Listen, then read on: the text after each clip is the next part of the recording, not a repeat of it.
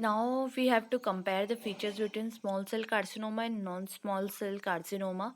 Aetiological relationship अगर हम देखें, स्मॉल सेल कार्सिनोमा में ऐसे याद रख सकते हैं, स्मोकिंग के थ्रू होता है। नॉन स्मॉल सेल कार्सिनोमा जो होता है वो अदर फैक्टर, एयर पॉल्यूशंस वगैरह है, क्रोनिक स्कैर्स हो गया, एस्बेस्टोस के एक्सपोजर की वजह से हो सकता है। नॉन स्मॉल सेल कार्सिनोमा में कैसे हो गए, large cell carcinoma, squamous cell carcinoma हो गया, उसके बाद एडिनो कार्सिनोमा हो गया।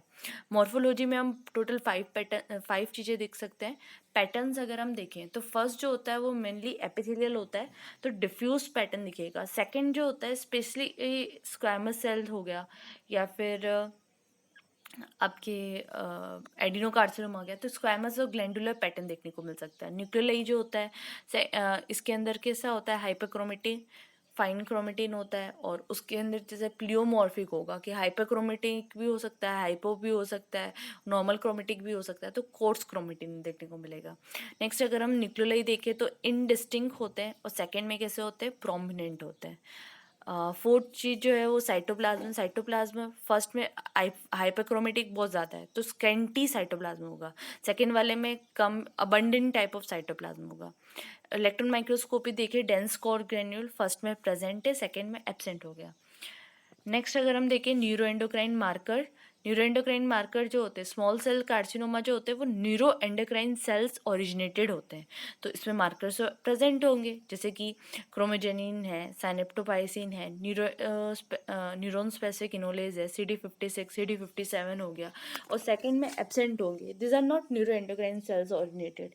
फिर एपिथेलियल मार्कर अगर अपन देखें, एपिथेलियल दोनों ही एपिथेलियल ओरिजिनेटेड तो होते हैं, तो प्रेजेंट दोनों में प्रेजेंट होगा। नेक्स्ट अगर हम बात करें म्यूसिन की, तो म्यूसिन जो होगा वो फर्स्ट में एब्सेंट होता है, सेकंड में क्या होता है, प्रेजेंट होता है, बिकॉज ऑफ एडिनोकार्सिनोमा। ग्लैंड है, ग्लैंड का सिक्रीशन होगा म्यूसिन, तो सीधी सी बात है वो नॉन स्मॉल सेल कार्सिनोमा में होगा, ना कि आपके स्मॉल सेल कार्सिनोमा में। फिर बीटा 2 माइक्रोग्लोबुलिन की बात करें तो जो फर्स्ट है उसमें एब्सेंट है या फिर लो है, और या सेकंड जो है उसमें प्रेजेंट होता है।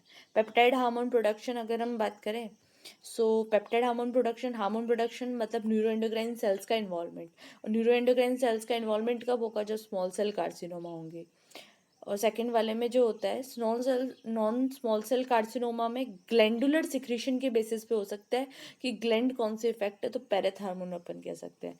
जेनेटिक एबनॉर्मलिटीज अपन बात करें तो यहाँ पे क्या होता है कि 3p एलील जो होता है वो लॉस हो रखा है, RB जीन और P53 म्यूटेशन जो कि ट्यूमर सप्रेसर जीन्स और ट्यूमर इंड्यूसर जो जीन्स है उनमें म्यूटेशन हो रखा है। सेकेंड में अपन बात करें 3p एलील लॉस हो सकता है, या फिर एपिडर्मल ग्रोथ फैक्टर का, या फिर KRS म्यूटेशन होना, तो ये सारे फैक्टर जेनेटिक एबनॉर्मलिटीज हो गए। ट्रीटमेंट टाइप हम देखें तो नॉन स्मॉल सेल कार्सिनोमा जो होगा रेडियोथेरेपी और कीमोथेरेपी हम दे सकते हैं, और जो सेकंड वाला है उसमें क्या होगा, स्पेसिफिक साइट इन्वॉल्व होगी, तो स्पेसिफिक साइट अगर इन्वॉल्व है तो सर्जिकल रिसेक्शन कर सकते हैं, और लिमिटेड रेस्पॉन्स टू रेडियोथेरेपी और कीमोथेरेपी के लिए काफ़ी लिमिटेड रेस्पॉन्स होगा। प्रोग्नोसिस अगर हम देखें, फर्स्ट में पुअर है, सेकंड में बेटर है। सीधी सी बात है, जो भी पार्ट अफेक्टेड हुआ आपने उसका रिसेक्शन कर लिया तो इजीली आप जो है क्योर कर सकते हो।